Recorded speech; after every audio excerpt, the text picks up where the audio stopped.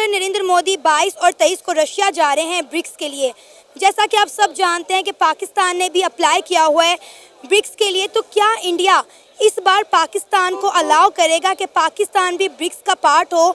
जून में जब चाइना ने ब्रिक्स को होस्ट किया था तो चाइना ने पाकिस्तान को इनवाइट किया था, लेकिन इंडिया ने वीटो कर दिया था, ये कहकर कि वो मुल्क जो हमारे मुल्क में आके दहशतगर्दी करे, हमारे लोगों को मारे, हम ऐसे लोगों के साथ एक टेबल पर नहीं बैठ सकते।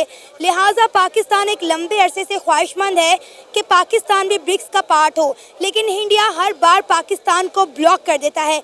क्या इंडिया इस बार पाकिस्तान को अलाउ करेगा? नहीं।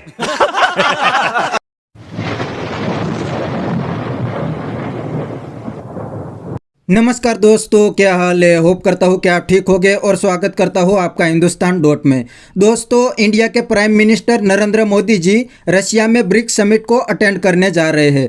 दोस्तों, पाकिस्तान को भी ब्रिक्स का मेंबर बनना है, लेकिन हर बार इंडिया पाकिस्तान को रोक देता है। इंडिया कहता है कि पाकिस्तान पूरी दुनिया में टेररिज्म फैलाता है, इसीलिए ब्रिक्स का मेंबर नहीं बन सकता। इस बात से पाकिस्तान की गवर्नमेंट बहुत जलती है। तो वीडियो में दोस्तों आगे देखते हैं पाकिस्तानी पब्लिक के रिएक्शन। अगर आप नए हैं तो चैनल को सब्सक्राइब कर लीजिए और वीडियो को अंत तक देखें। असल में ब्रिक्स में जो डिसीजन मेकिंग होती है वो कंसेंसस पर होती है। मतलब अगर सारे मेंबर्स किसी डिसीजन के ऊपर वो एग्री करते हैं तब वो डिसीजन ब्रिक्स मेंबर्स लेते हैं। अगर कोई भी मेंबर उसमें वो डिसएग्री करता है किसी भी डिसीजन या पॉलिसी के हवाले से, तो फिर वो नहीं होता। और क्योंकि अब अगर इंडिया पाकिस्तान की एंट्री को रिजेक्ट करता है तो पाकिस्तान, चाइना, रशिया और ब्राज़ील जैसे और साउथ अफ्रीका और अभी ब्रिक्स की एक्सपेंशन भी हुई है जिसमें इजिप्ट, इथियोपिया और अर्जेंटीना वगैरह। अर्जेंटीना ने जो कि उसने मेंबरशिप नहीं ली, बट जितने दूसरे मेंबर्स हैं जिसमें सऊदी अरेबिया और ईरान वगैरह भी आते हैं, यूएई भी आते हैं, तो उनके थ्रू इंडिया पर वो प्रेशर इंक्रीज़ करवा सकता है पाकिस्तान के वो अपनी ब्रिक्स की जो मेंबरशिप है वो ले सकें। क्योंकि देखिए ना, इंडिया एक हद तक इस चीज़ को ब्लॉक कर सकता है, उसके बाद इंडिया का भी आगे जोर नहीं चल सकता। लेकिन अब आप देखें ना कि लास्ट ईयर जब जून में चाइना ने पाकिस्तान को इनवाइट किया था, क्योंकि चाइना ब्रिक्स को होस्ट कर रहा था, तब इंडिया ने वीटो कर दिया था, ये कह के कि वो मुल्क जो दहशतगर्दी करे, हमारे मुल्क में आके हमारे लोगों को घुस के मारे, हम उनके साथ एक टेबल पर नहीं बैठ सकते। तो क्या अब आपको लगता है कि इंडिया का स्टांस पाकिस्तान को लेकर बदल सकता है? इंडिया का स्टांस काफ़ी मतलब वो एक स्टेगनेंट है, मतलब वो एक रेजिस्टेंट स्टांस है। जैसे जयशंकर आए थे अभी शंघाई कोऑपरेशन ऑर्गेनाइजेशन की जो एक मीटिंग इस्लामाबाद में हुई है, उन्होंने कहा था कि एक्सट्रीमिज़म और सेपरेटिज़म और एक्सट्रीम टेररिज्म जैसे एलिमेंट्स को जो कंट्रीज़ हमारे स्टेट में सपोर्ट करते हैं, हम उनके साथ टेबल टॉक नहीं हो सकती। तो इंडिया का स्टांस पाकिस्तान के हवाले से चेंज इसका होना थोड़ा नामुमकिन सा लगता है। इंडिया ने तो हमेशा पाकिस्तान को दहशतगर्दी पर ही टारगेट किया है। इंडिया का हमेशा से यही स्टांस रहा है, चाहे वो ट्रेड को लेकर हो, चाहे वो पुरअमन बातचीत को लेकर हो। वो एक ही बात करता है कि जब तक पाकिस्तान दहशतगर्दी को सपोर्ट करना नहीं छोड़ेगा, तब तक इंडिया और पाकिस्तान के ताल्लुकात में बेहतरी नहीं आ सकती।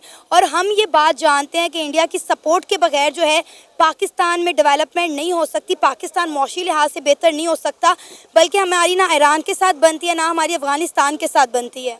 जी बिल्कुल। इंडिया पाकिस्तान का ईस्टर्न नेबर है और एक one of the largest emerging economies में से है ग्लोबल साउथ में।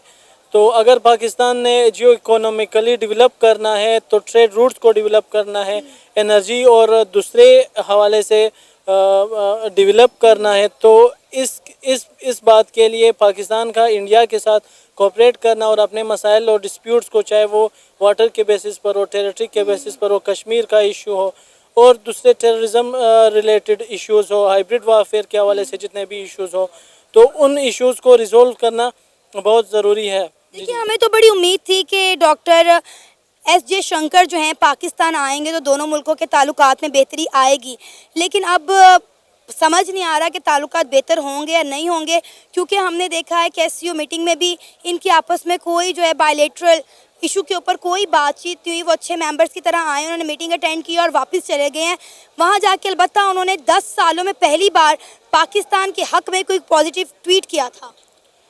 बिल्कुल मतलब जब तक इन दो स्टेट्स के दरमियान, पाकिस्तान और इंडिया के दरमियान जो एग्जिस्टिंग इश्यूज़ है, चाहे वो कश्मीर के हवाले से हो, चाहे वो टेररिज्म के हवाले से हो, जैसे मैंने पहले भी बात की, जब तक इन इश्यूज़ को रिजॉल्व नहीं किया जाता तब तक इन दोनों स्टेट्स के जो मसाइल हैं वो आई थिंक वो पॉजिटिवली मूव नहीं कर सकते। सबसे बड़ा मसला तो कश्मीर का है, जो कि 78 ईयर्स से हल नहीं हुआ और ना ही आगे हल होता हुआ दिखाई दे रहा है। जिस तरह इंडिया ने आर्टिकल 370 और 35A जम्मू कश्मीर से रिमूव किया, और उसके बाद इंडिया के प्राइम मिनिस्टर नरेंद्र मोदी ये कई बार कह चुके हैं कि भाई अब ये आर्टिकल दोबारा से लागू नहीं होगा, लिहाजा कश्मीर का मसला, कश्मीर का मुद्दा हमने तभी क्लोज कर दिया था जब हमने आर्टिकल 370 रिमूव किया था। लिहाजा पाकिस्तान कश्मीर को भूल जाए, बल्कि आज़ाद कश्मीर और गिलगित बल्तिस्तान भी हमारे हवाले करे, वो भी हमारा हिस्सा है। अब जब स्टेट्स इंडिया और पाकिस्तान दोनों न्यूक्लियर स्टेट्स हैं और इनकी मिलिट्री और आर्म्ड फोर्सेस काफ़ी स्ट्रॉन्ग है, इस वजह से न्यूक्लियर कंट्रीज़ और इनकी स्ट्रॉन्ग मिलिट्रीज़ की वजह से ये पाकिस्तान और इंडिया के दरमियान जो बॉर्डर है, स्पेशली कश्मीर जिसे लोग LOC कहते हैं, इस बॉर्डर को चेंज करना मुमकिन ही नामुमकिन है। इसीलिए अगर इस डिस्प्यूट को रिजॉल्व करना है तो इसी बॉर्डर को अगर पाकिस्तान और India as a international border करार देते हैं तो ये आई थिंक एक इन दोनों के दरमियान जो टेरिटोरियल डिस्प्यूट्स है उनको सस्टेनेबली हल करने की तरफ एक अच्छा मतलब इकदाम होगा। सर, बहुत सारे पाकिस्तानी ऐसे हैं जो चाहते हैं कि इंडिया और पाकिस्तान का जो बॉर्डर है वो वीज़ा फ्री हो जाए, क्योंकि बहुत सारे पाकिस्तानी ऐसे हैं जो इंडिया जाना चाहते हैं और बहुत सारे इंडियन ऐसे हैं जो पाकिस्तान आना चाहते हैं। अब देखें कि एक अरसे से इंडिया और पाकिस्तान के दरमियान जो ट्रेड हो रही थी वो भी बंद हो गया है, जिससे हमारे दो ताजर बरादरी है वो बड़े घाटे में जा रहे हैं। हमारा अनारकली बाज़ार हो गया, हमारा पान बाज़ार हो गया, तमाम बंद पड़ा हुआ है। कई लंबे अरसे से जो है वो इंडिया से सामान नहीं आ रहा, उनका कारोबार तबाह हो गया। जो अच्छा, ठीक है। तो दोस्तों, यह था पाकिस्तानी पब्लिक का रिएक्शन। और पाकिस्तानी कहते हैं कि पाकिस्तान दूसरी कंट्री के थ्रू इंडिया पे प्रेशर डाल सकता है और ब्रिक्स का मेंबर भी बन सकता है।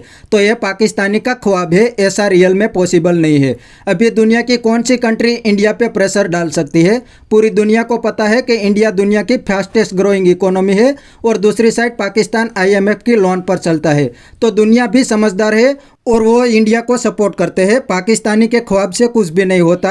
अभी कश्मीर पे इस्लामिक कंट्रीज़ ने भी पाकिस्तान को सपोर्ट नहीं किया था। और एक बात पाकिस्तानी ने सही बताई, इंडिया दुनिया की फास्टेस्ट ग्रोइंग कंट्री है और कुछ ही सालों में सुपर पावर बन जाएगा। तो पाकिस्तान को इंडिया के साथ ट्रेड करना चाहिए। और उसने ये भी बताया कि इंडिया ने अब कश्मीर का मैटर ख़त्म कर दिया है, तो अब पाकिस्तान को कश्मीर का नाम भी नहीं लेना चाहिए। तो बस दोस्तों, आज के वीडियो में इतना ही। मिलते हैं नेक्स्ट वीडियो में। अगर आपको ये वीडियो पसंद आया तो वीडियो को लाइक शेयर कर दीजिए और चैनल को सब्सक्राइब करना मत भूलिए। Thank you.